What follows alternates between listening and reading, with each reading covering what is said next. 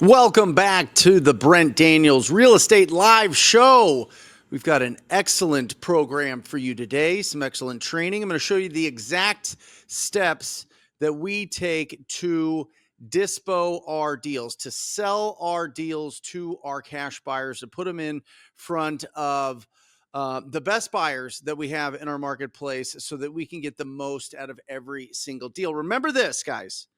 Remember, when you are selling your deals, to not inherit the stress and the motivation of the seller. Okay? Do not inherit this. Do not take on, oh my gosh, what if I don't find a buyer? Oh my gosh, what's going to happen? Then you make silly decisions. All right? I want you to stand with tall posture. I want you to have confidence. I want you to go out there and build. Write this down. This should be in front of you. You should write it on a 3x5 card, a Post-it somewhere. Healthy tension with your cash buyers. Healthy tension. That means that they respect you. That means that you're not like steamrolling them. You're not treating them like trash, but neither are they to you. Okay. I remember starting out in this business. I thought that if I could find anybody that wanted to buy my deals, I would sell it right away because I was so nervous that I couldn't get it done. All of the responsibilities that I had to the seller to get the deal done, I wouldn't be able to achieve because, oh no, somebody's not going to buy this deal. And so the first person that said, yes, I'll take that deal, I sold to. Well, guess what? Every single time, there was another wholesaler that then put it out to their cash buyers and sold it for way more. On average, $12,000 more than what I sold it for. Okay. And so I was getting like half of what I should get. So if you follow this step-by-step plan, then you are going to get the most out of every single deal. Okay. This is the big picture. This is the flow, but it's kind of hard to see, and a lot of people are watching this on their phone. So let me break this down day by day. Now, before I get into, I'll go to the first day here and just pull that up because it makes it a little bit bigger and a little bit easier to see. But can you make me bigger, Matt? I don't know. There we go. Perfect. Do not dispo Friday, Saturday, Sunday. Do not try to sell your deals to cash buyers Friday, Saturday, Sunday. You will get, it'll be crickets. And then you'll get really stressed out. You'll get really nervous that nobody wants your deal. And then you're going to start cutting the price that you put it out there. Okay. So my suggestion is the best days, Monday, Tuesday, Wednesday, Thursday. If you can start your dispo process on a Monday, perfect. Tuesday's fine. Wednesday, Thursday's fine. But you'll see, if you go back here real quick, that this is a 5-day process here. So if you can start this on a Monday, it's the best. All right. So let's go to day one. Day one is you personally contact your A-list buyers. Who are your A-list buyers? These are people that you know are buying in the specific area that you're looking at, that you just locked up a deal. Okay. You lock up a deal, oh my gosh, Elman buys here, Nick buys there, Chris buys here. This is perfect. They all love this area. They're all easy to work with. They all make quick decisions. They all have real earnest money deposits. They all know the process. They don't even need to see the properties. It's beautiful. Contact your A-list buyers first. All right. Put it out there and let them know about it. Now, is there interest and or offers? Yes. Okay. Well, then accept the offer. If no, then you got to move on. You got to keep pushing that deal, right? Do you actually accept the offer that they give you? Because sometimes when you push it out to your A clients and they have interest and they make offers, you don't necessarily take their offer. They might want to lowball you. They might want to undercut you. You're putting it out there to make $25,000. They want to have it so that you only make $15,000. You say, no, you know what? I'm not going to do this. But if you do accept their offer, then you stop the marketing. You don't have to put it out to everybody else. All right. But make sure that you push it out to them at a price that you are really happy about.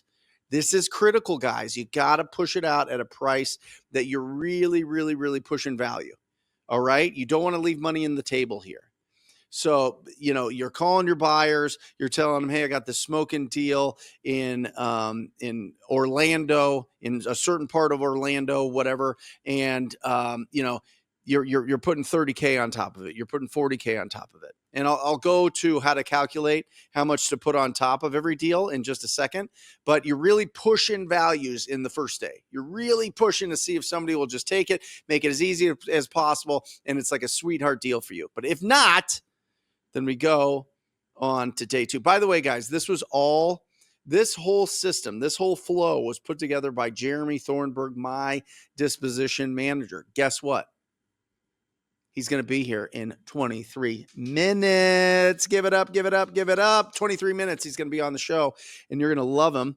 Former NFL safety, NFL special teams for the Eagles, for the 49ers, for the Green Bay Packers. Google him. Jeremy Thornburg. Go ahead, Google him. Here we go. Day 2. All right. Now, if this is a smaller deal, all right, this is a little bit tighter deal. You're going to start on day 2. Okay. Or if you do the Jerry Norton takedown method, right? You already bought the deal. This happens to us all the time, guys. We've got a deal right now in Gilbert where we're going to close on the deal. The owner is in prison. All right. The owner is in prison. We want to make sure that we get everything signed, everything done, and we own the property before we put it out there, because we just don't want to commit to a buyer and then things go sideways. We want to make sure that it's guaranteed, locked in. Sometimes we do this when the properties are totally destroyed. We had a house where somebody passed away in it and they were left alone for months before somebody else before somebody found out about it. And so this property was horrible smelling. It was hoarding. We had to get people in hazmat suits to go in, clear it all out, and then get it empty.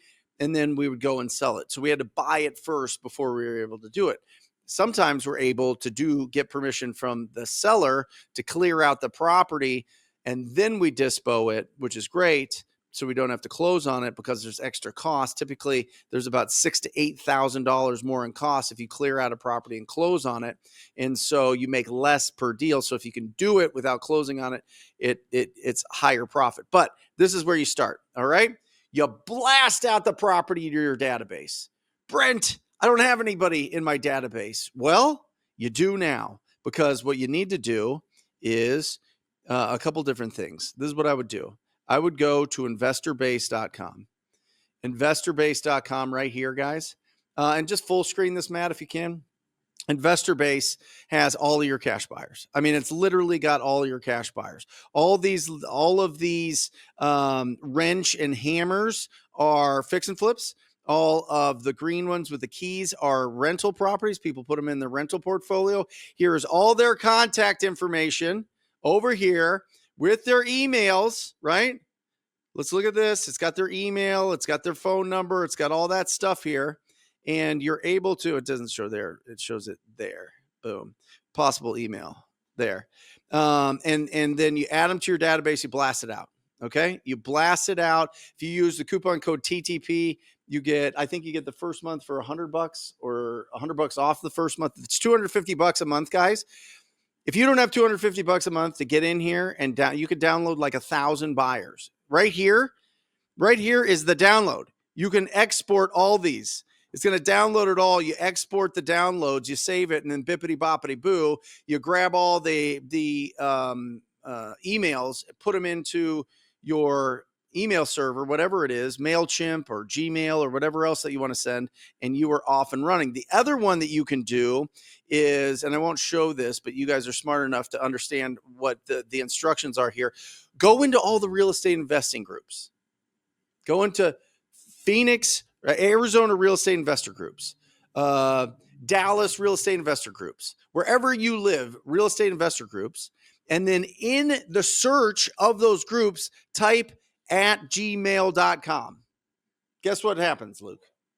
Every Gmail account that somebody posted, when people post deals and they're like, send me details here, you get all those. You get all those emails. And then you could go at Yahoo. Oh, what's another one? What's another big email? AOL. For the old, you can go Hotmail if you want. My first Hotmail account was hard as nails 22 at hotmail.com. As and nails with the Z, by the way. So there you go. Just a little trivia for what was my first email. I probably still have it. I don't know how long Hotmail goes. All right. So day 2 here, guys. So you're going to blast it out to your property list. Okay. Blast out the details. Make sure that it's clean. Make sure that you do a good job getting it out there. There's different templates that you guys can get. Just Google email blast templates for properties. You can easily put the links in there. Some people just put a picture of it, the details, and a Dropbox link with the pictures, or a Google Drive link with the pictures, and that's it. Like, the simpler that you can make this for your buyers, the better. The better.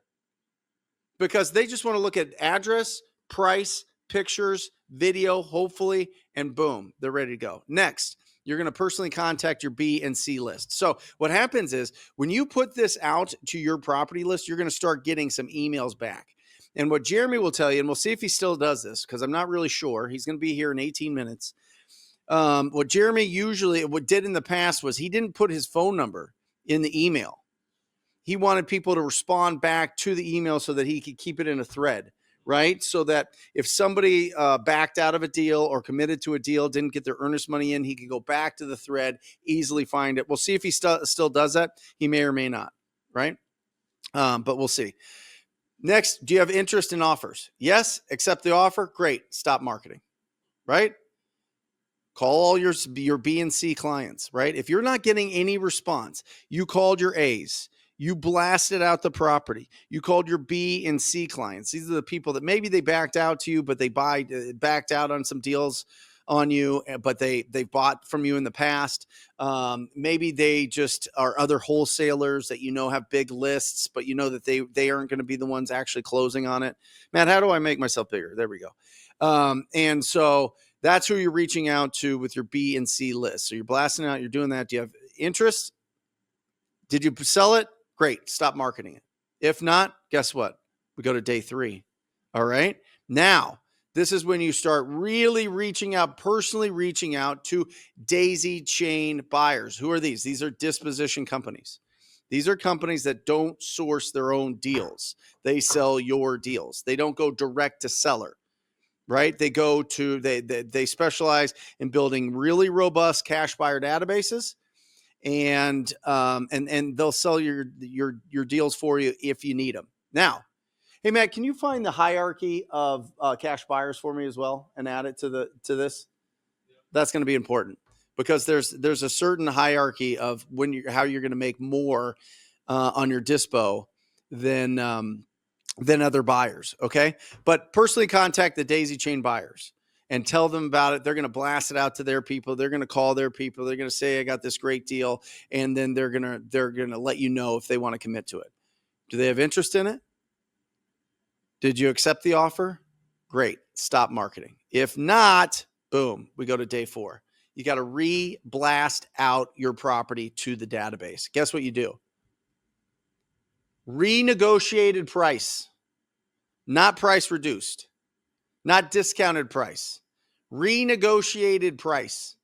That's the terms that you use. You put it out there. Now, some savvy people will be like, well, yeah, okay, it's a discounted price. But yeah, make sure that you re-blast out those properties and get it out there. Okay. It's going to be really, really, really important. Do you have interest? Great. Did you accept the offer? Great. Stop marketing. What are you laughing about? Edwin? Orgasmo 22. Edmund, you're wild, dude. Edwin's wild in the chat. I love it. And then if you don't do it, day 5, okay? You re-blast out the price reduced. That's what it is, but, renegotiated price. We'll ask Jeremy if he puts that at renegotiated price or price reduced. Ask escrow for buyer area referrals. Guys, if your escrow officer and the people that work at the title company aren't giving you unbelievable cash buyers, you're making a mistake, and you have the wrong title company. They should have all the buyers. They're the ones running the escrow and title. They're the ones that are actively going out there to get escrows from the people that buy the most properties to get repeat clients. They should be like, hey, they should be blasting the deals out for you. Sometimes they do that. Not for us. We sell our deals. But for some people that I've seen, they've been blasting out deals for other wholesalers. All right. And then if you don't have that, then you got to start picking up the phone and cold prospecting the agents and the buyers that are in that area. So you go to Investor Base, you get all their information, or you go to Investor Lift.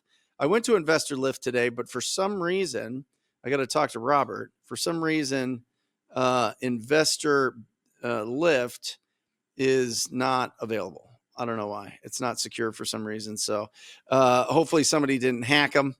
And that would be a problem for a lot of people. But Investor Lift, Investor Base. Those are your two great resources to be able to. Why can't this add to the stage anymore, Matt? There it is. Okay, there we go. Cold prospect area for the buyers and the agents. So then you just start going in there and you just start calling people up. Hey, the agents, you go onto Zillow, you go onto Redfin, you look for all the flips. How do you know it's flips? Because they look amazing. HGTV, baby. They look pristine. They look beautiful. There's no clothes in the closet, right? There's no shoes in the laundry room. There's no things underneath the cabinets, soaps and such. Towels, accoutrements, none of that under the cabinets, right? It's just empty. It looks great. And it's staged typically, or it's virtually staged. You call up the agent, you say, oh my gosh, what a great flip that you did. And then you always, here's the ticket here. You need to make sure that when you reach out to those agents, you tell them something nice about the property that they did. Cabinets, textured wall, whatever they did with the flooring. Oh, what a fantastic landscaping. Something that they did design element wise. They love that. Butters them up. Right. And so make sure you compliment them, because if you don't, they're just like, oh, this is just a random call. I'm just on a list. They don't really know what they're talking about. But talk about a very specific property. Tell them, give them a compliment about the property, and see if they want to buy other properties in the area, other projects in the area. And typically they will, because people like doing business where they know that they can be successful, and also where they can keep their crews tight. A lot of the times, the bigger buyers that do a lot of flips or hold a lot of properties like them in the same area. Okay.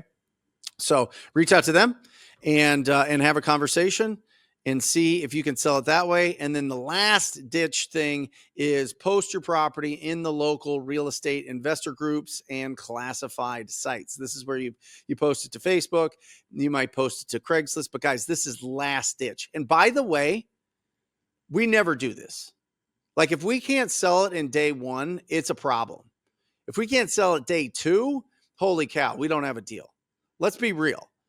Like, these deals should sell themselves.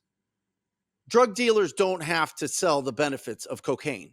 People just love cocaine. You know what I mean? And this is what it is. That might be crude, but when you're selling really great deals to investors, this is their cocaine. They love it. They're junkies for great deals. Okay? And so you shouldn't have to, put on this whole sales presentation to sell a deal. You don't have to give this 15-point PowerPoint presentation on the potential of this deal. If you're doing that, you don't have a deal. Okay. Our job is to find great deals and put it out in front of cash buyers and let them pay us on the potential of what they see in those deals. That is our job. Okay. And really, by day 5, you should be done.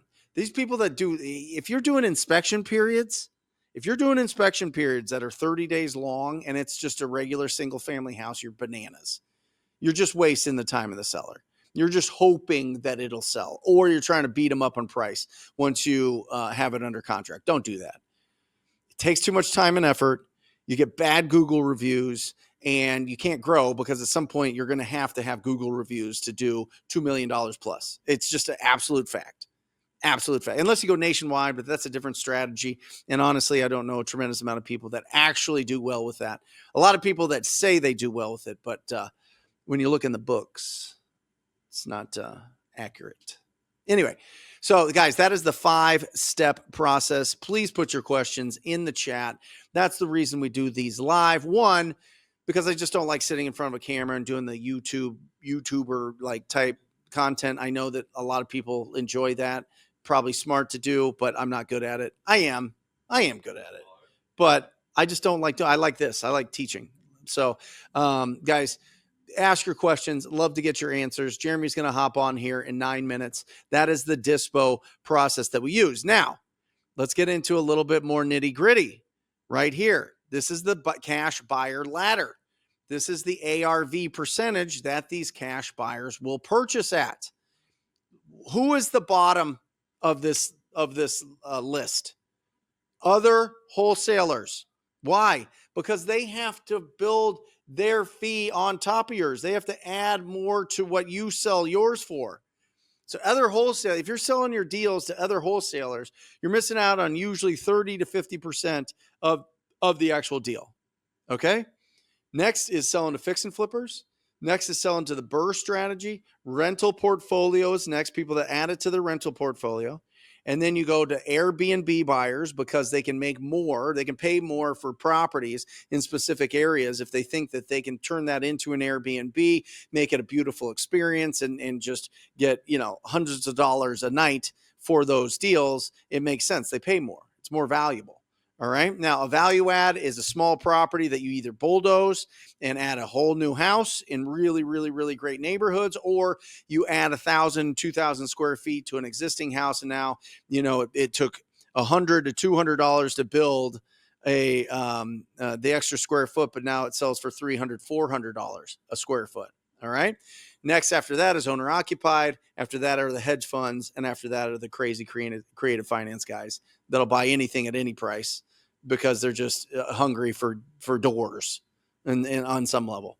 But great buyers. I mean, some of them are great buyers if you can put together a really good deal for them. All right. So that is your cash buyer ladder based on percentage there. Now let's look at what you should be offering. I'm going to change this, Matt. We need to change this. More than 3. Yeah, I would go more than 3 months inventory here. 70% minus repairs is the wholesale price. You minus your fee, and that's your max allowable offer. And if it's less than 3 months, it's 80% minus repairs equals your wholesale price minus your fee equals your max allowable offer. If you only have 1 month of inventory, it's 90% of the ARV of the fixed up value minus repairs is your wholesale price. You subtract your fee, and that's your max allowable offer. Guys, if you're listening to this on a podcast and it is difficult to follow along, please join us at the YouTube channel, Brent Daniels YouTube channel. That way you can see all this and it'll make a little bit more sense with the graphics. I'm doing my best to kind of break it down, but sometimes it just doesn't translate. But ARV times 0.7 minus the repairs equals your wholesale price if it's 3 months of inventory or more. And I would say most markets are 3 months or more. Most markets are 3 months or more. I'll tell you something here. If you need to know how to find the months of inventory, it's very easy. You can do it easily on realtor.com. The other thing, but I would highly suggest you do is, I'll show you this. This is crazy. I would find a local economist. We have one that's called the Cromford Report.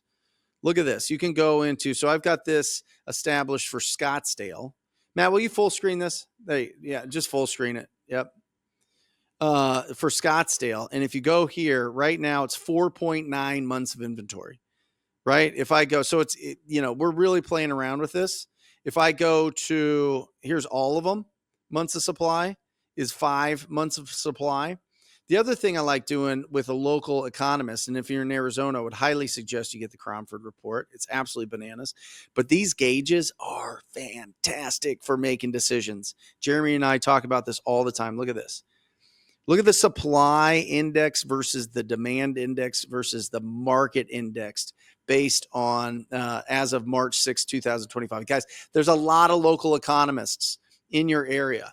I would look for local real estate economists. Google it, find them, search these people out. It is the cost of this is worth its weight in platinum, in diamonds, because I can go to Gilbert and go, okay, what's the inventory like in Gilbert? Oh, okay, well, the supply is 59, the demand is 72. That means that we could probably push values in this area. Okay, what about Glendale? Glendale's 63, and for supply, demand is 68.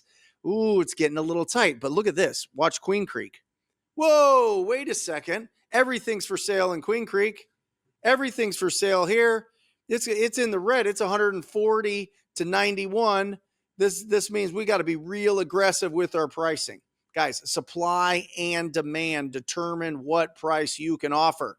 You can't just do a flat, I'm going to just go 70% minus repairs. And Jeremy actually has it by map. He's got a map of different areas of the percentage that people buy at. And it's different than what I'm talking about because it's so nuanced.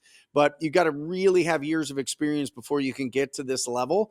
I'm just saying, if you're starting out and you're wondering, okay, do I need to be aggressive in this area, or do I need to be I can give this seller more. You know what I mean? Aggressive meaning I got to really lower my price versus, upping my price to beat out other offers. It's all supply and demand. This is what your buyers are looking at. Your buyers are going, if I take down this deal, if I take the risk of buying this property, putting money into this property, getting a hard money loan, putting my hard-earned cash into this property, can I sell it fast, get my money out, and make a good profit? And the one thing that determines that is, what's the competition of the other property selling? What are there 15 flips on the market in this area that conventional buyers are going to all go to and determine which one they're going to buy? Then you have a problem. Then your property's going to sit. Then you're going to get less in value, right? The best properties sell instantly. The best properties that are priced perfectly sell instantly. Multiple offers, even in any market. This is the same in 2010 as it is in 2020. If the property is priced perfect and it's great, it'll sell instantly. And that's what cash buyers are looking at. That's their expectations. They want to sell it instantly. And if the market is like this, if the supply is bananas and the demand is it's kind of, lukewarm, spit it out. Do not be lukewarm. Be Luke hot. That's because Luke's over here. I didn't even mean to do that, but I'm just on fire today, so it doesn't matter.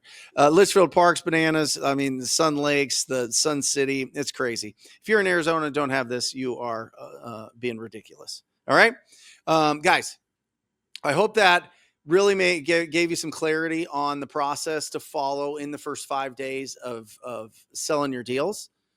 It is absolutely critical that you implement building healthy tension with your cash buyers. And if you do that, you will go from selling deals for $12,000, $15,000, $20,000 to double that. Without further ado, he was, I don't know what they had him listed at, 6'1", 6'2". He was probably 205 to 208 pounds at his height when he was in the NFL. He ran around. His highlight clips from high school are bananas. If there was highlight clips from Jeremy had 3,500 yards of offense his senior year in high school at Cathedral City High School. It was an absolute phenom. But he was skinny. He was a skinny kid. Not his fault. His dad's like a skeleton. You know what I mean? But he made it anyway. He made it his mission to get through all of that and become an NFL player, and then the world's greatest disposition manager, Jeremy Thornburg. What's up? Hey, how's it going, guys? Hey. Yeah, great introduction as always. You doubled my yards, doubled my weight. I'm just kidding. Yeah, right. Jeremy, let me ask you this. If you can't sell a deal in the first 4 hours, what goes through your head? Ooh, do I have it priced too high? That's my first question. Ooh, I'm getting crickets. Do I have this price too high? Is it always that? I would say 99% of the time it's a price. The other times it's like there's some kind of factor in the property that we just weren't aware of. That dead body in that picture is costing us $10,000 because they're gonna have to deal with the cleanup and all that stuff. Yep. Mhm. And how important are the pictures and video to your buyers? Like what are they making decisions on? I would say pictures and video are huge. Someone brought me a property and they had the seller take pictures and they had about 7 pictures. And I was like, you know what? This could sell at that price that you failed to sell it at, but you made a little dispo faux pas by having the seller take pictures. Go get good quality pictures and get 40 plus because these seller or these buyers, they have ADD. Like, they want to be confident in the numbers they're running before they even take the time to go drive out to this property and walk it. So pictures are huge. Video gives them even more confidence because now they can really see it. They can get a great feel for it. They're going to be like, hey, I'm 95% confident in my repair estimates off that video. So lots of pictures and video, guys. What are the most important things to actually take pictures of? Take pictures of the majors, like the kitchen, get multiple angles. Um, you know, I would take a picture of every room, multiple angles, the kitchen, the bathrooms. What do they want to know like they want to know what the roof looks like. They want to know what the AC looks like. Take a picture of that little white piece of paper that's on every AC because you could look at those numbers and know the age of it. Look at take a picture of the electrical box. Throw the water heater in there. Anything that's going to be major costs. Take a picture of everything, guys. The front, get great angles of the front. Get the side yard, the backyard. Don't be picture shy. Basements in areas that have basements, boilers for areas that are cold. We don't have any of that here in Arizona, but we do have air conditioning and pool equipment, that type of thing in the warm weather states, Yep. right? And if you have a basement, take a picture with a measuring tape. The height of the basement matters if it can be counted square foot. Um, I know even guys in the roof heights inside of the house, they want like how high is the roof, all that stuff. So don't be afraid to go the extra mile and bring that measuring tape with you and take some pictures. Minimum amount of pictures to take. I think 25 minimum. And Do you put it in Google Drive or Dropbox? we do Google Drive. You use Dropbox sometimes when you've taken some pictures on properties. We've used Dropbox. I just prefer Google Drive because our email is set up through Google Suite, all that stuff. Everything's Google driven in our business, so it just makes it a little more seamless. Where I could see when our acquisition manager goes takes a picture, I can literally just bring it up in our file. So Yeah. And let's be honest here. I think I've taken like three property pictures that I put into Dropbox in the last like 5 years, and two of those were in Flagstaff, where my cabin is, 2 hours away. So it was convenient. But I will tell you, those pictures, Berg, I hey, mean, you must have he sold is the deals best. instant. He is the best at taking pictures. His real estate days really helped him to get the right angles and the right pictures to help the house sell. I'm telling you, Mhm. it makes a huge difference, though. Yep. I mean, if you understand, like, just watch a video on. Now, there's a ton of realtors that have videos on how to take house pictures. You get into the angles. You take it from the chest. You make sure that you're not shooting straight, outside. You're not shooting straight on a property. You take it from the angle. You're not shooting straight at the sun. These things matter, guys. The first impressions matter. Now, should you take a picture of everything that's terrible in the house? Yes. You don't want some buyer to commit to it sight unseen, and then they go to do their final walkthrough and they try to beat you up for 5 or 10K, right? Yep. The only thing I would say is don't take a picture of the homeless guy sleeping in the storage shed. Anything like that. It's not going to be Right. coming with the property. Sometimes our guys go a little crazy and they'll be like, "Look at this guy in the sleeping in the back room," and like take a picture of him. And like, then I forget to delete it, and everyone sees it. But Yeah. but yeah, everything. Hey, if there's a crack in the ceiling. The buyers are going to want to know. When they go walk the property, they're going to see it anyways. So don't be afraid to show what the repairs are going to be. What is your process, Jeremy, if multiple people want to buy our deal? So let's say I send it out at 200,000, make it an easy number, and multiple people want it. Right off the bat. It's 30 minutes in, hour in. Um, I try to play the fair guy most of the time. Either the fair guy or I blame it. Either the blame game or the fair guy is my two ways to kind of create the healthy tension. Hey, I totally get it. I had three guys text me right off the bat. You know, I want everyone to have a fair opportunity to get this property. You guys all saw it. You guys all wanted it right off the bat. Go ahead and send me over your highest and best, and I'll make a decision here in 2 hours, an hour. I'm not going to use your offer against anybody. I'm just trying to be fair and give you guys all an opportunity to get this property. And if I do the blame game, then I'm just like, ah. And I usually use the blame game when I only have one offer, but someone like is going to go walk the property. It's real close. Like someone else is. I want to create some healthy competition. Someone makes that offer. I go, I would love to take your offer right now. You're giving me asking price.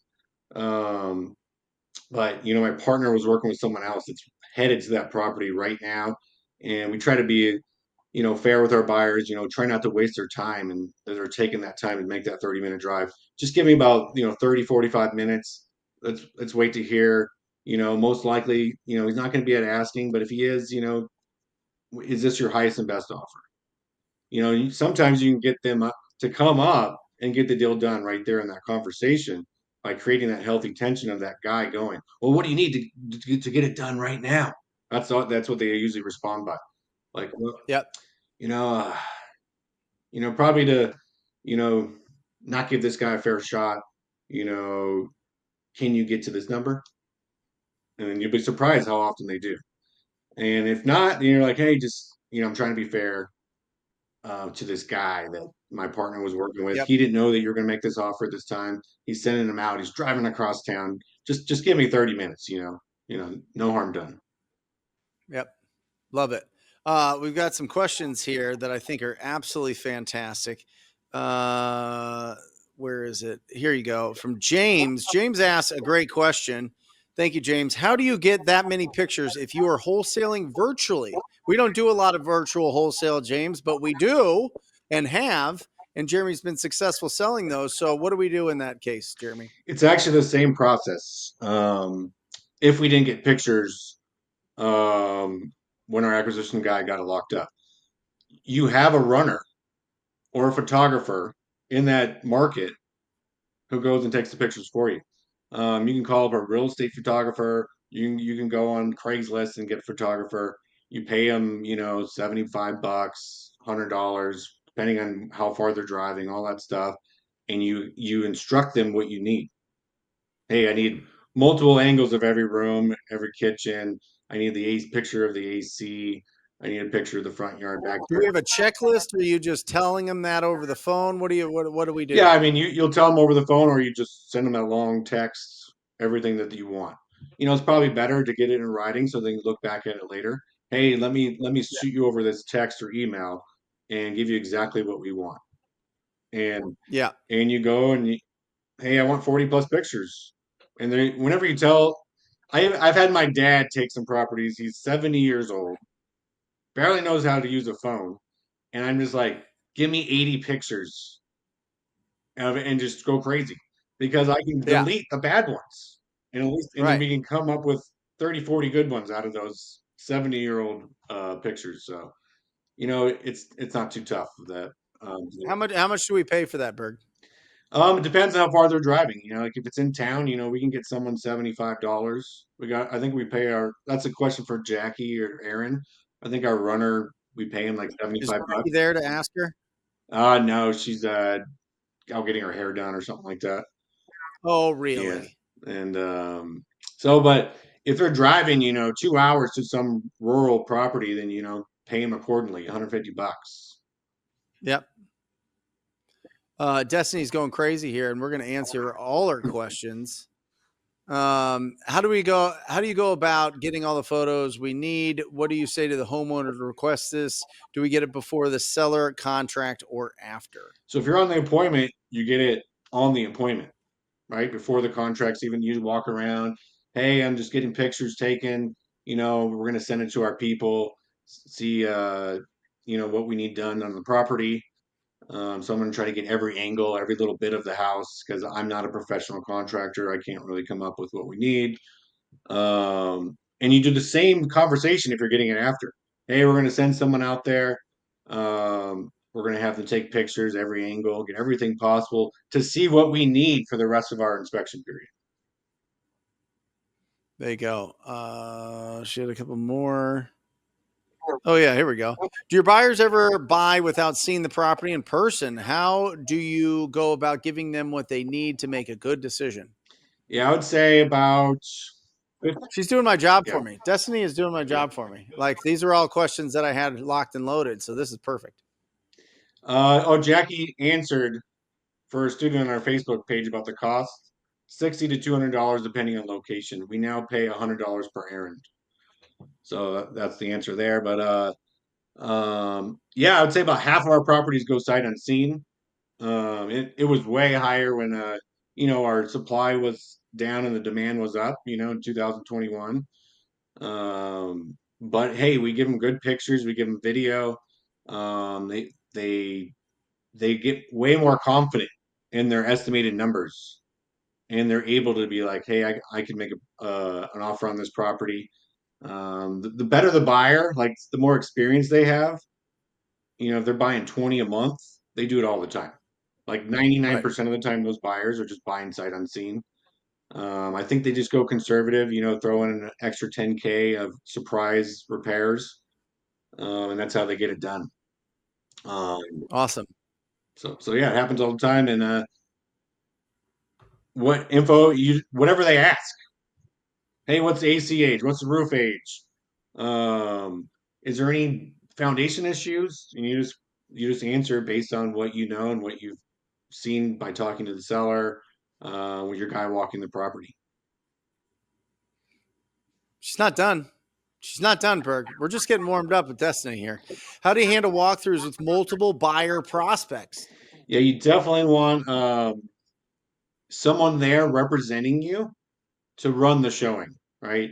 Because when we've had 5, 10 plus buyers show up with 5 people all in their crew, plus their kids.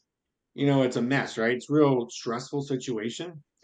And so you want someone there to kind of be there to calm down the seller, to make sure that the buyers don't ask stupid questions about how much do you want for this house?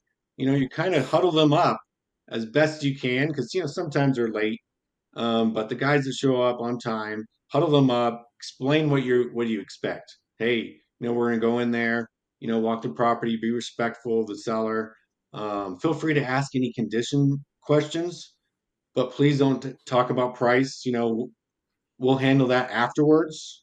Don't talk about price. Any questions with the seller, run them through me, or if it's a condition question, feel free to ask. And Yep. you want to just be there talking to the seller. Hey, we're getting that army that we promised you when you got this contract signed. Set that expectation prior. Here's the army we talked about. They're in here. We have every exit strategy covered.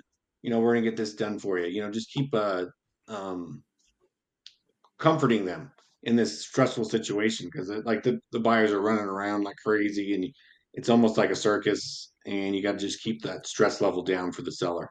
Yeah, and I want to clarify something here that I think is really important. We walk through Destiny and rest of the audience. We walk through our purchase agreement. In the purchase agreement, it tells them, "Hey, one of our strategies for making a profit on purchasing this property is to reach out to all of the other potential buyers in the area to see if they want to buy this deal from us." All right. This is not a surprise. It's not like Jeremy's like, oh, we want them to go in there because we don't want them to know that we're wholesaling. That's not the situation here. And that's really important to understand. They understand that we're going to pre-sell this, right? The confusing part comes up with the seller when they go in and start talking price and talk about how much you want for this because they've already sold it. Now they're thinking that they don't have the property sold, and now they're uncertain. And now that uncertainty is making them nervous, and they're confused. And a confused seller it turns into an angry seller or into a seller that other people start making offers on top, and they're like, well, I don't know if I actually have this sold or not. And then all of a sudden, they start offering them something ridiculous, and it turns into a whole mess. So this isn't a, oh, we're trying to be sneaky with our strategy of assigning the deal. They know it. It's in the purchase agreement. We have the right to put it on the MLS if we want. We have the right to market the property. It is all disclosed to the property owner. This is the Am I hearing an echo or something, Matt? Is it Jeremy? Jeremy, is it? Oh, okay. It's Anyway, me. so that's really important to understand is it's not we're not trying to be like, oh, pulling a fast one on the seller, and we're not the actual buyer.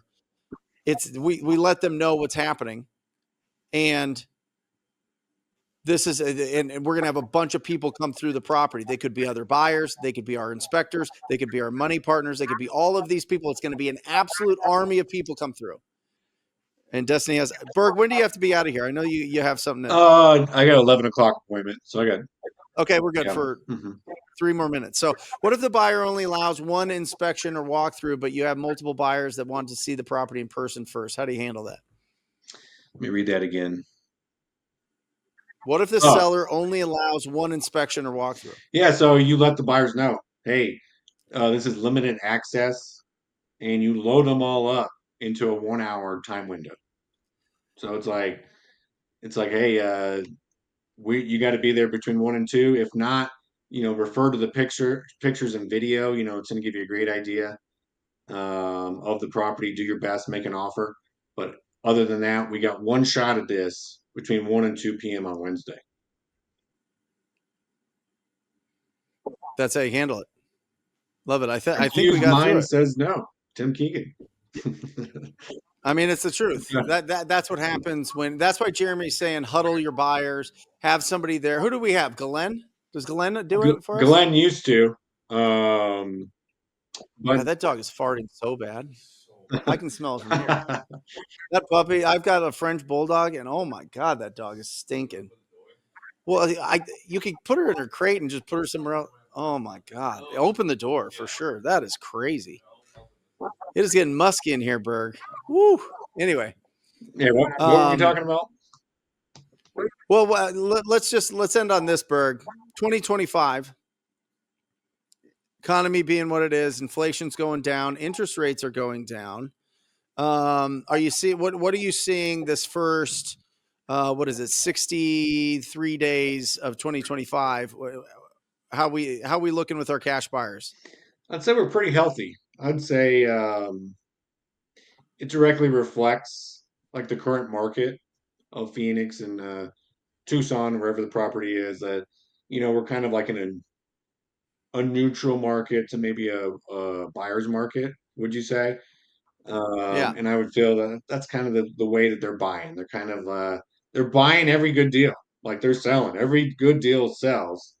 But I'm on average, I'm probably only getting 2 or 3 offers. Where when it's a hot market, you're getting 10, 15 plus offers. So What do you think we would need to happen to have a hot market again, Berg? the supply go down or the interest rates go down. It's all supply and demand.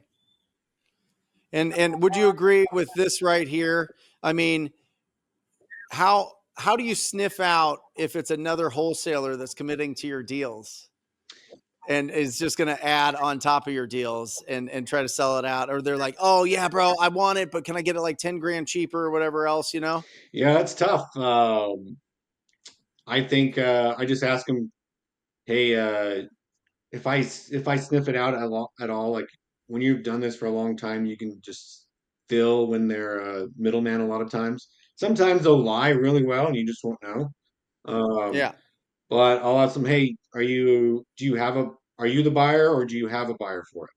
Oh, I'm the buyer. Right. Okay, great, because I don't care if you're wholesaling this, but I want you to have a buyer in place already. You know, in the Yep. past, we've had guys lock it up thinking this is a great deal, and then they didn't realize that this place smelled like cat pee, and they never walked it. And they thought it was this amazing deal to take it down, and they end up not performing, and now we're in a sticky situation. So that's a great question to ask. Hey, are you wholesaling this or are you an end buyer? And most of these middlemen, I would say about 50% are trained to lie to you. And you just like, and that's why I try to disarm them and be like, hey, we don't care. We do it all the time. We do deals all the time with middlemen, which is true. We do. But I just want you to have a buyer in place. And if they still lie to me, that's on them. And most of the time they'll come through anyways, but or you're taking their EMD and working in their in that backup buyer. Make sure you secure Yep. that backup buyer if you feel any red flags, or if you feel I can't trust this buyer and I got this other offer that's $1,000, $2,000 lower. It's highest and best, guys. Sometimes you might want to go with that guy you trust if it's just $1,000 or $2,000. Now, if it's $10,000, I say roll the dice and Yep. work with this buyer you never worked with before. What's the general price per square? Last question. What's the general price per square foot we use for a quick repair analysis? Depends on the like the age of the house and like if it's a 2000 built, we're doing like $25 a square foot, $25 a square foot. And if it's like 1960s, we're doing $35, $40 a square foot for quick analysis. And what I like to do is, I jump on that street view and I look at the house. Like, what does this house look like? Okay, I got a 1960s house. And look, the roof is falling apart. And that's when you're going like, this could be a heavy rehab. And you're like, I might be doing $60 a square foot, $55 a square foot on it. So get a look on it on the street view, look at the roof, look at everything, and then kind of get a feel for what it might look like based on the age of the house and what it looks like on the outside. Awesome. Jeremy, you're the man. All right, guys, have fun. Appreciate it, brother. See ya. In this industry, nothing is new. You know what I mean? Nothing. You're not creating anything, and for the most part, everything that I'm teaching you guys is I just stand on the shoulders of giants, and we have a giant in ready. We have a giant of the industry, a pillar of the industry that has changed everything about what we do in this business. Has changed how people go out and get their first deals.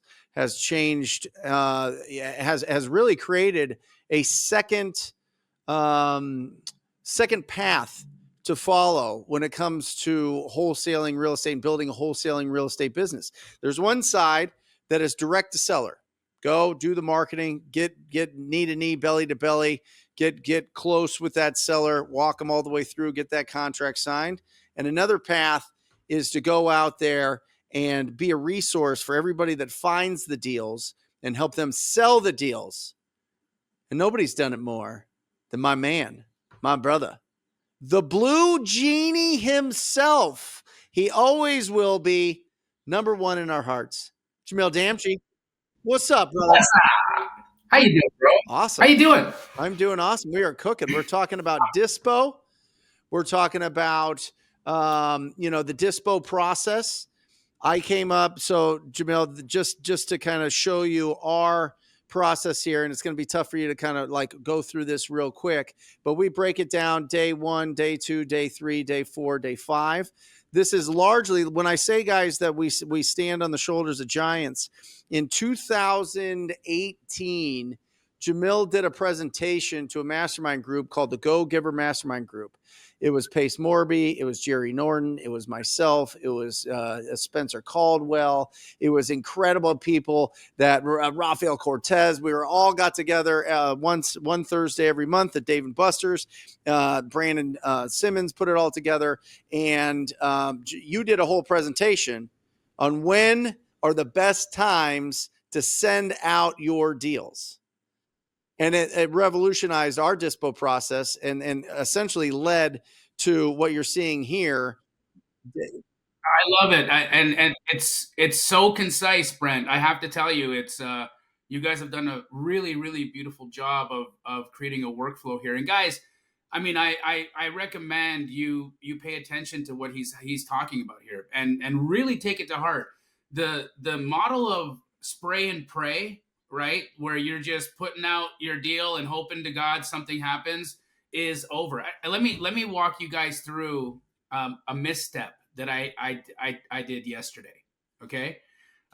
We don't learn from me talking about how many millions of dollars you learn from how I screwed up.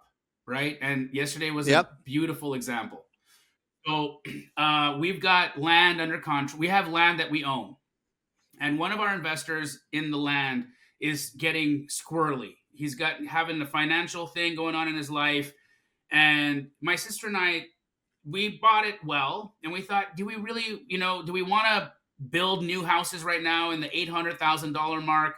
Or should we, since this guy wants out, should we sell the properties, cash them out, take our profit, and move on to the next thing, do another couple co-livings? And we decided for B. And I said, you know what? Let's throw the wholesale world a bone and let's just wholesale this. You can't get it out. You can't get it out of your system, Jamil. Can't get it out of your system. We could have put it on the MLS. We have title to the property, right? It's ours. Yeah. We've had it for a couple of years. And we've done well on them. But the reality is I wanted to just do it. I wanted to do it in the wholesale world. So here's what I do. I go to my 3 favorite wholesalers outside of my own company, right? Because I could give it to Keegley, but then I'm jerking myself off that way, right? And I'm sorry for the language, but I didn't feel like that's going to help me gain a new relationship. That's just me patting myself on the back. So why don't I go create some new relationships and help some new wholesalers do a deal? And here's what I do. I take the deal and I give it to 3 people, and I say all at the same price. Yep. Okay. And I say, first to sell it gets it. And so here's what happens. I didn't put the bumpers on. I should have done a better job, and I should have said, guys, I should have disclosed to all of them that I'm sending this to 3 wholesalers, and I want you all to market at the same price. And the first one to get it sells it, gets the EMD in, gets the contract. I didn't do that. I'm such a dumbass because I just gave it to the 3 dudes, and I was like, have fun with it. And they're like, how much do you want? I said, anything over 120 you keep. And they loved it. So one guy sends it out for like 129.9. One guy sends it out for 130, and another guy who I had been quietly, just like step number 1 you had talked about, I had quietly told him a few days earlier, I'll take 110 a lot, right? And so here's what happens. The guy I quietly told to market, he didn't get me an offer fast enough, which is what made me go to the other guys. Well, he finally gets his offer in. And it was full price, 110 a lot, closing in 7 days. And then wholesaler number 2 comes to me and says, hey, I got 120 for you a lot, and they're ready to go. And then wholesaler number 3 is, hey, I just got 120 for you, and they're ready to go. And so now guy number 1 is like wanting to put out EMD. And I said, you guys took too long. And so I go to number 2. I say, send the contract. Yep. All right. Number 2 is like, man, I just seen this get blasted out on a few other lists. Now I'm feeling like this thing has gone through too many hands. I'm out.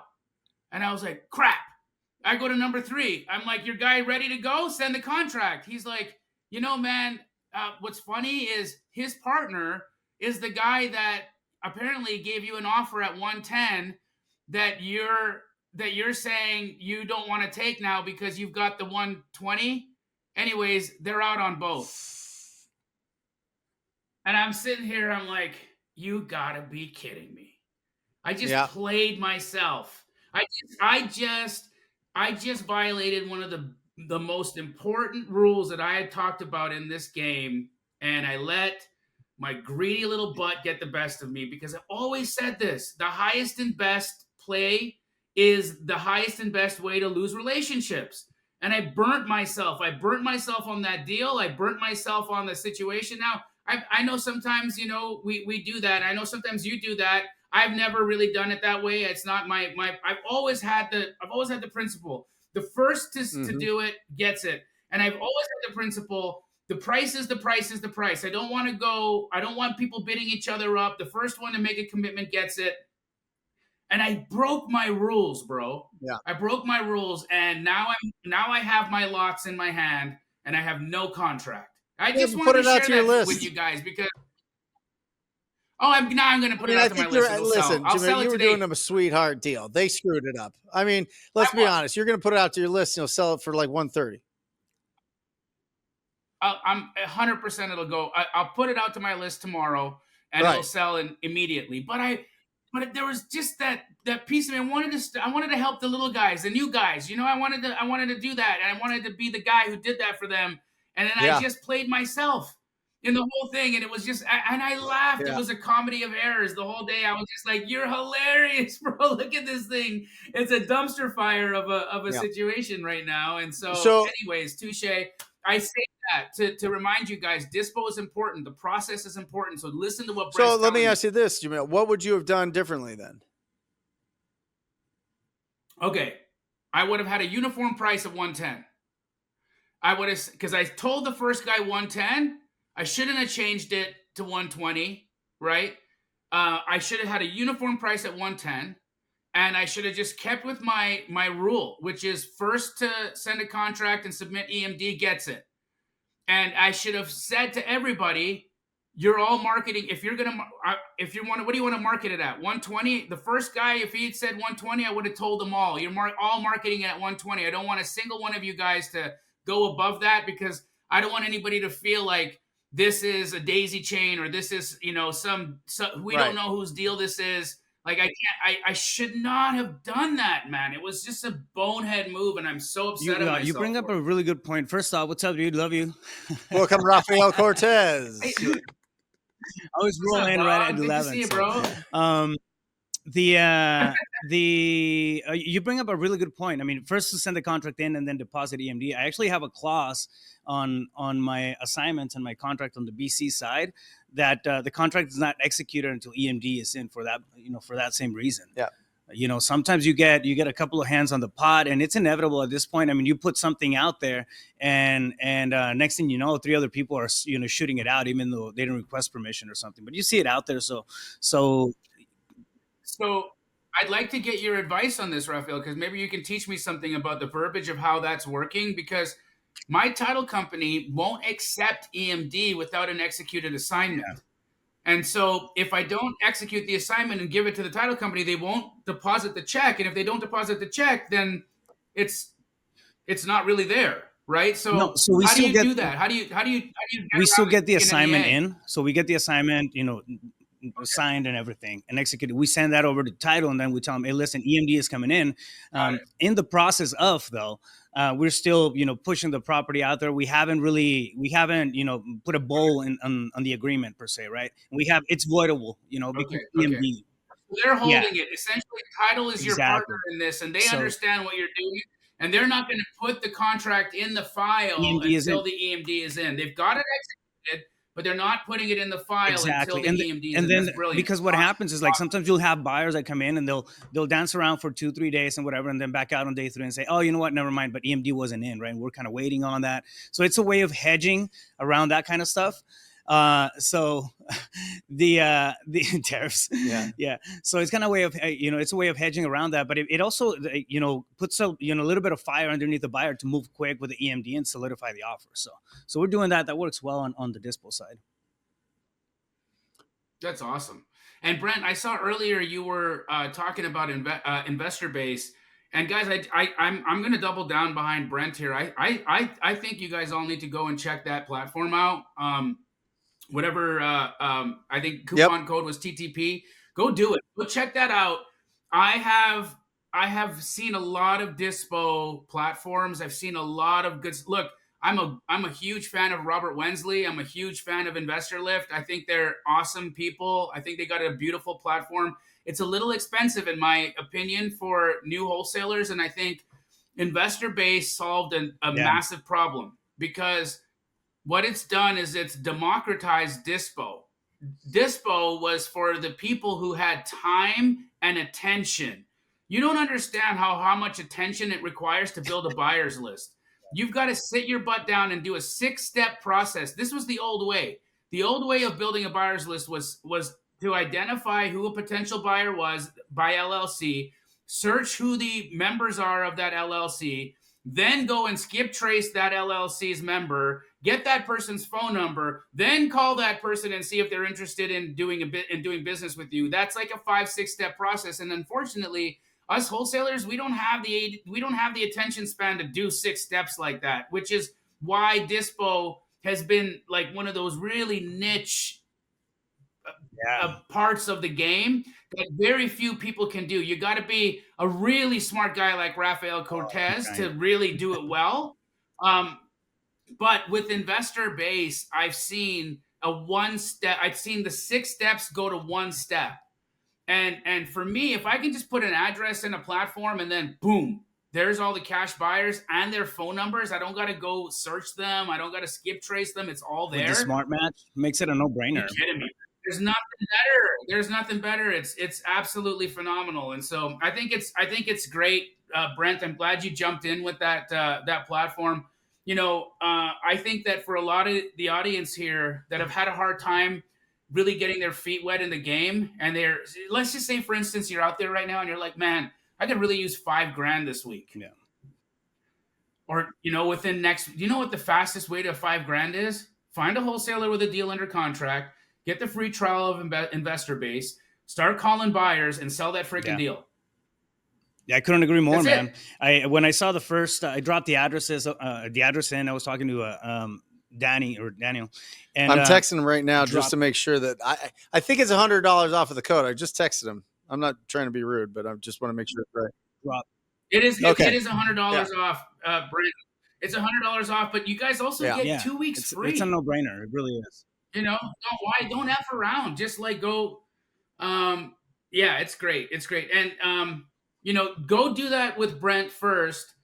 Make sure you use his code. But then if you're okay, tomorrow I'm going to be building a buyer's list. And so for all of you guys that go and get it today, come join me tomorrow while I build a buyer's list. I'm going to build a buyer's list in 90 minutes tomorrow. Straight up, start to finish. And I want to build a buyer's list for one of you guys. So let's just say you've got it, like I'm in Dallas or I'm in Florida and I'm in, or whatever market you're in, and you're like, Jamil, I would love if you built me a buyer's list. Tomorrow in the audience, I'm going to select one of you lucky SOBs, and I'm going to build your buyer's list in the 90 minutes, and I'm going to give it away to you. Nice. Through Investor Base? Yes, sir. Yep. That's why I'm telling them, go download it today, go sign up today, fiddle around with it, do Brent's code, but then come tomorrow and learn how I'm doing. And that's that on your YouTube fast. channel? Awesome.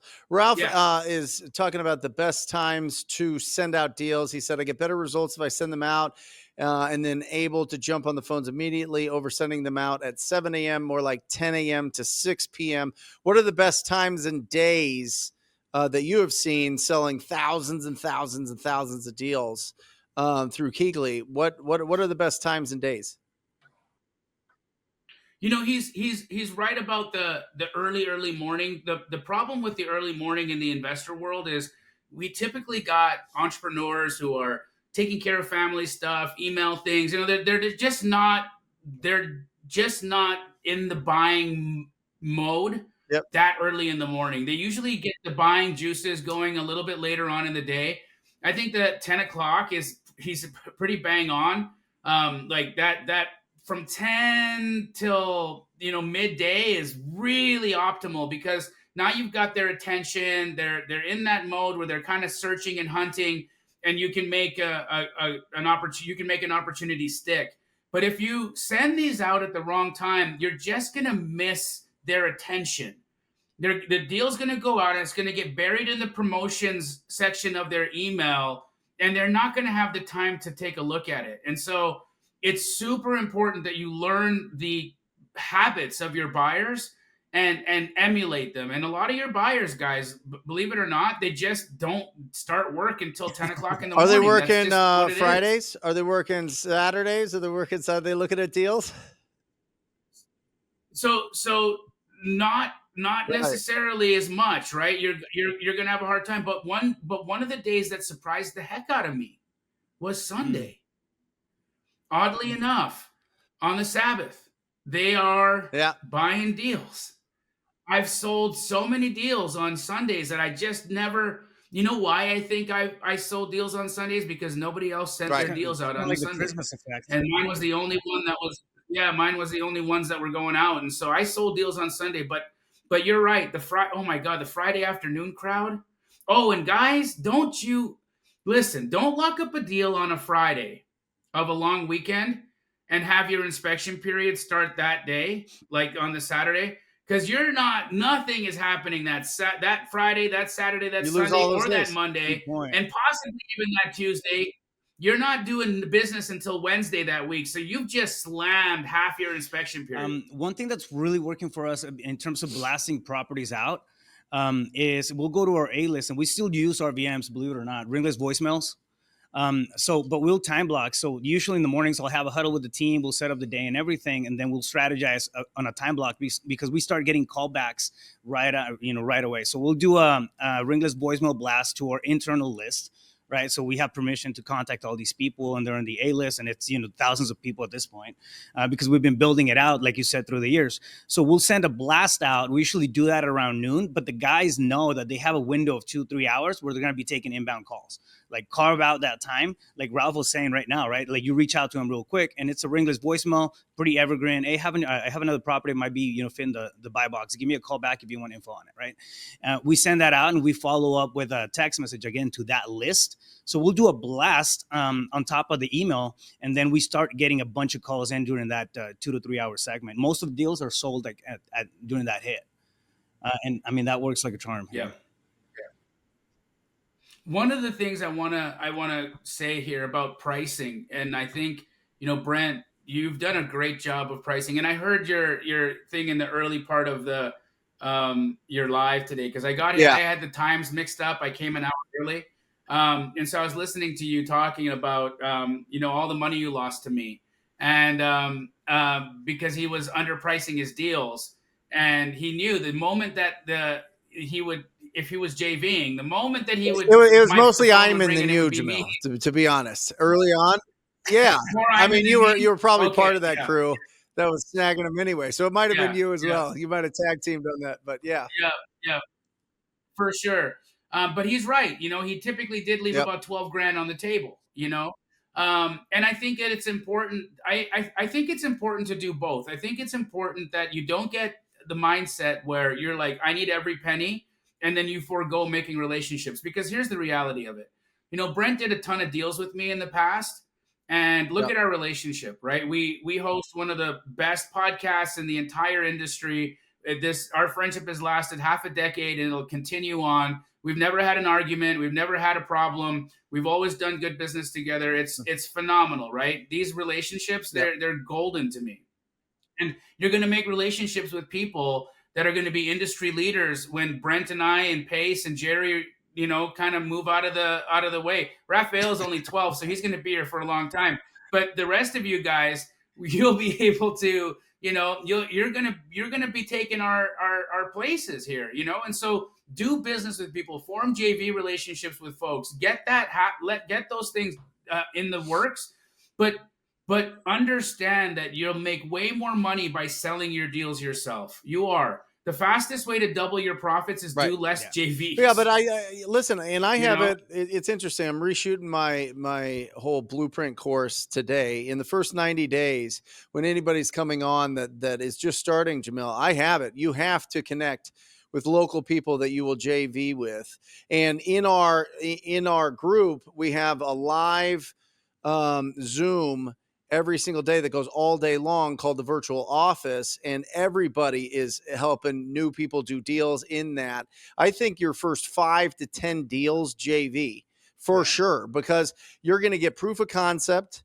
You're not going to get that nervousness inherited that you get from, these motivated. You almost inherit the motivation of a seller once you sign that agreement, right? And when you have somebody else sell those deals, you're like, oh my gosh, okay, now I could go focus on finding some more deals. Now I can, really feel confident that this is going to get closed because they have the experience, they have the connections. They're going to show me the best title companies. They're going to show me the best hard money lenders. They're going to, really open up a lot of doors. 100%. And some people stay in that. Some people just go, listen, all I want to do is negotiate deals. I don't want to deal with buyers. Buyers piss me off. Buyers make me angry. Buyers, screw me around. I want somebody else to do that forever. I don't care. Some people make that decision. They will make less per deal just to avoid. Now we got a B. We had to open up. I got a French bulldog, right? And this thing's farting so bad, Jamil. We had to open up the door. Now there's a bee in here. I was gonna say when I walked in, I was like, "Hi." Hey, so I know how to stop the bulldog from farting that much. Because when he eats, right, your bulldog, it's like he doesn't take a breath. Yeah. It's just like, so that's what's causing all the gas. So you can get a special kind of bull that's kind of tilted that makes them eat slower, and that they take a breath in there and they slow down a little bit. And it's less gas. I'm gonna try that too with my food. Pro tip. Raphael's going to do that too. No, hey guys, I've been eating that way myself, and I don't even fart anymore. Yeah, there you go. So yeah, I think that for your first, and even Dimitri here is, agreeing, the first 10 to 20 deals are really educational. You know what I mean? Yes, you want to get as much as you can, but I see a lot of people starting out and they try to dispo their deals way too high. They get, somebody that will commit to, the deal. Like Keegley commits to the deal. They're not going to say, hey, yeah, we commit to the deal and then can't sell it and back out. Like if somebody's going to commit to the deal, they've got great reputation, it's going to get done. Even if you're making a fraction of what you could, you get it done. You get income into your bank account that wasn't there before, and you get to see the whole process. And so, and on some level, you can inherit those buyers. I mean, the buyers aren't exclusive to just one group. Although you probably don't like that side of it, but it is the truth. I mean, there's just some people that are like, hey, just reach out. Well, it is what it is, man. Like, here's the reality of it, right? How many people have we JV deals for, and how many times have our buyers looked at the name on who the original contract holder was and made a play to get to know that guy? And how many times has the wholesaler made a play to get to know the buyer? I would say probably 80% of the time, right? And so I don't fight it. The reality is I don't own people. This is not how the world works. You don't own relationships. You don't own people. You want to know how to make a buyer only do business with you? Do better.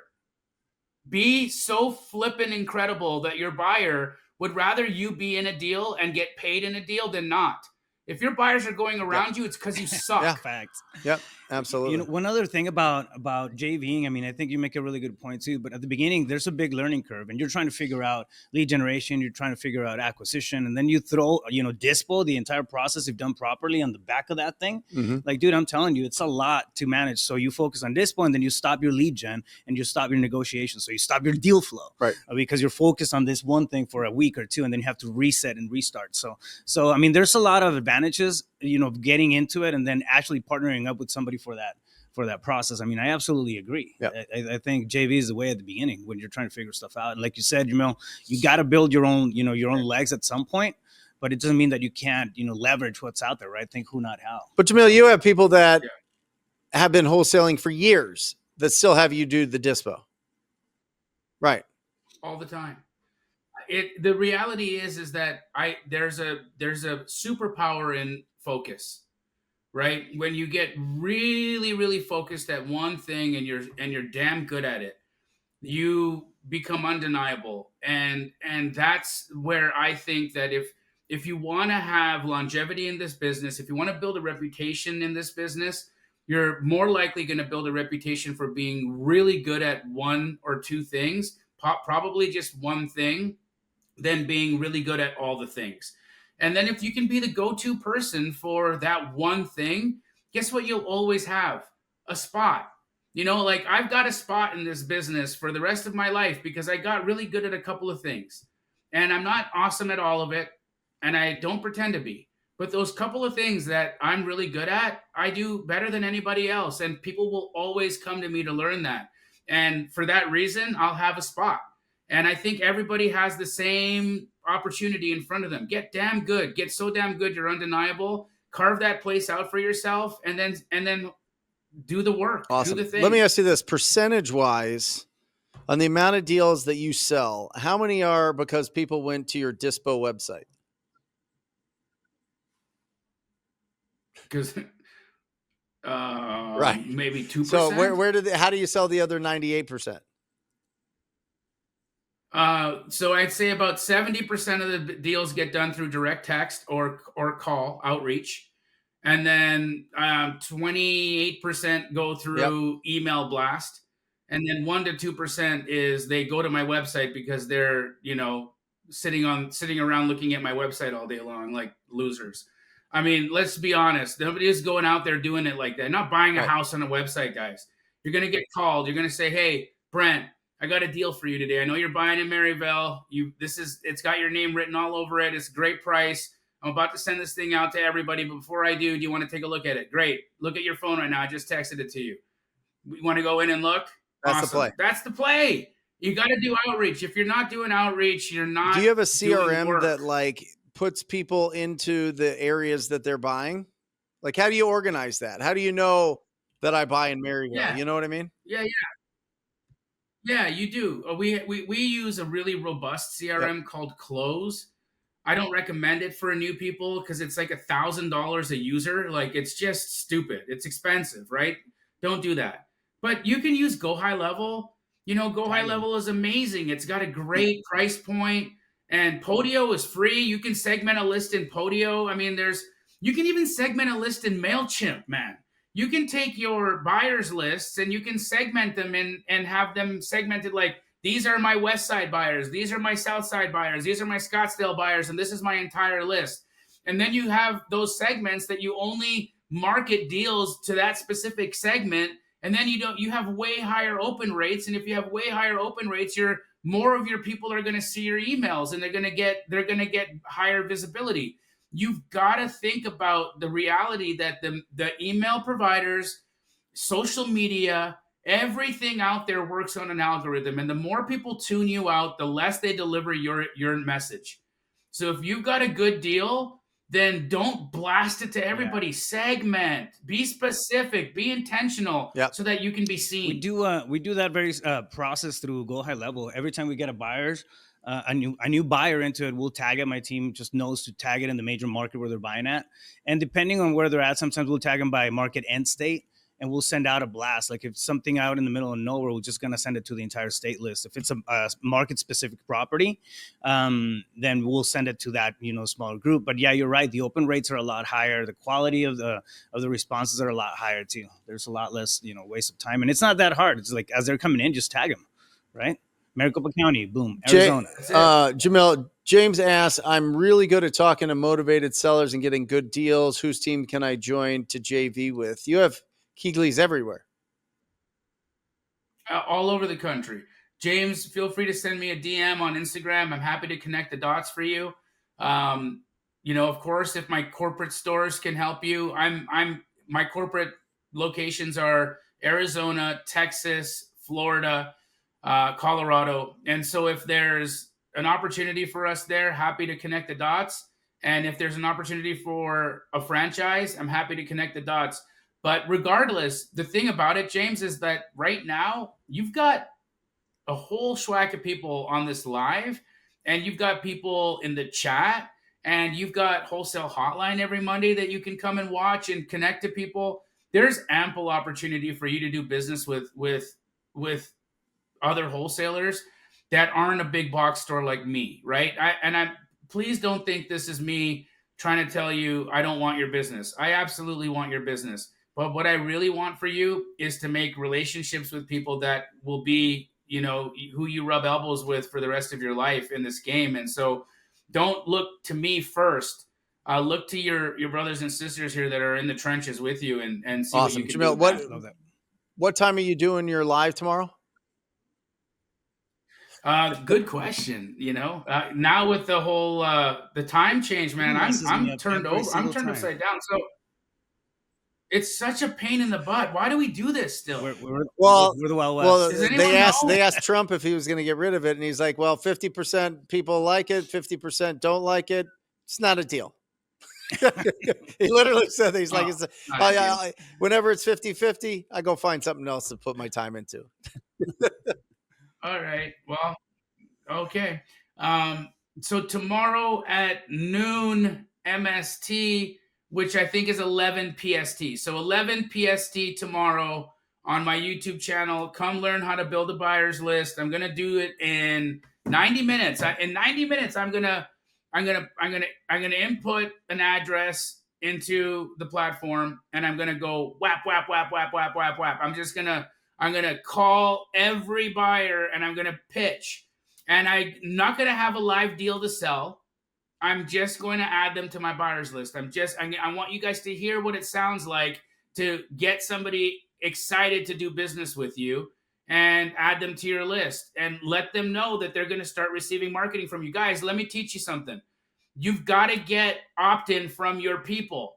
They've got to know you communicate with them. Don't be that guy who just gets an email from somewhere, puts it in MailChimp or some email database, and starts blindly sending deals to people. If they don't know you, they're not going to trust you. You gotta have personal touch. You've got to be a human being. And I'm going to show you guys how to opt in. I'm going to show you guys how to build. I'm going to show you guys how to identify.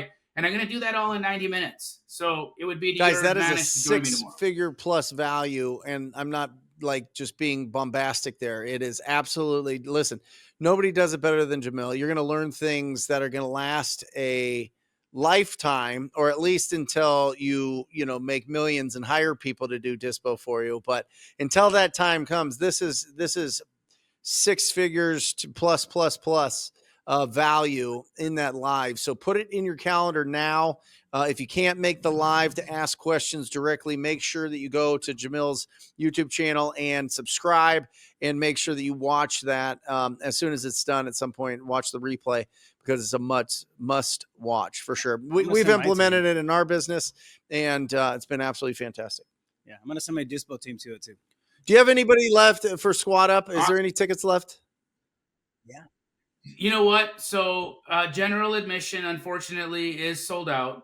However, we do know that the reality is 15% of tickets sold end up don't show up, right? For whatever, even 15% of funerals aren't showing up. 15% of the people invited to a funeral, 15% of the people invited to a wedding don't show up. It's just the reality. The RSVPs, 15% of RSVPs won't show up. So what we've done is we actually increased our VIP section, because we know we're going to have standing room only in the GA.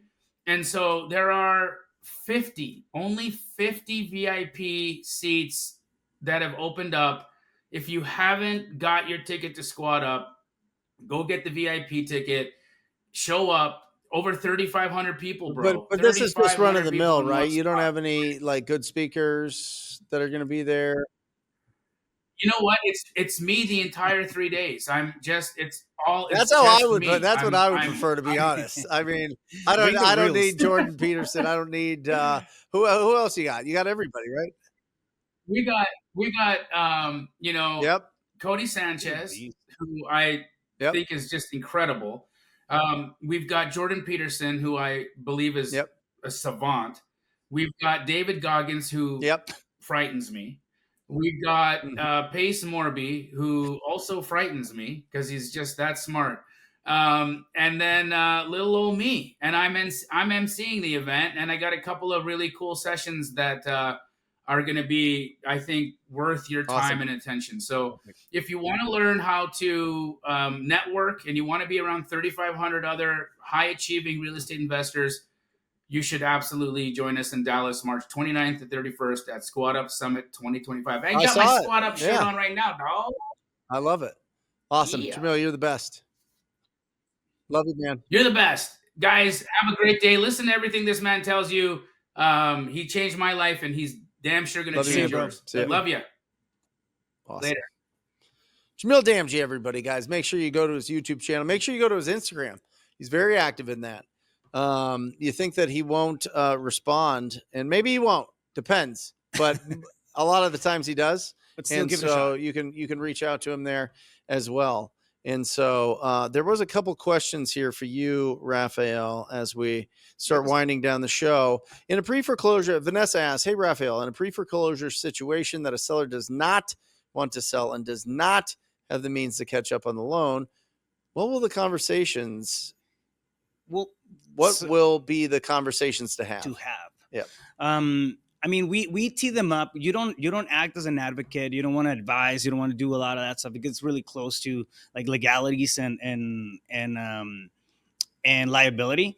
But we do put some stuff on the table. Like, for example, have a conversation with your lender and see if they can do, and then we give them a list of a couple of things. I actually have a booklet. It's 10 different things to go through or over. How can we get that when booklet? You're in a pre-foreclosure situation? I'll share it with the group.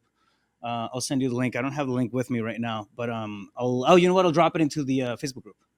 Awesome. Yeah, I'll drop it in there. But it's can you also, guys, if you want that, can people DM you? Yeah, absolutely. Shoot me a DM. What's your on Instagram at Rafael Cortez CEO? So shoot me a message. You can get a link there. Why do you smell so good, dude? It's my natural. What are you wearing? I just walked out of the gym. There's no way. That's how it works. That's some sort of cologne. That's what is it? Coach. Coach? Yeah. I broke out the good stuff for you. Jeez Louise. So, thank God, because that dog did not. That dog's been. But yeah, so have that conversation with him, Vanessa. I mean, give him a heads up. Talk to your lender. Try to figure out what your options are with the lender, and then keep him on a follow up.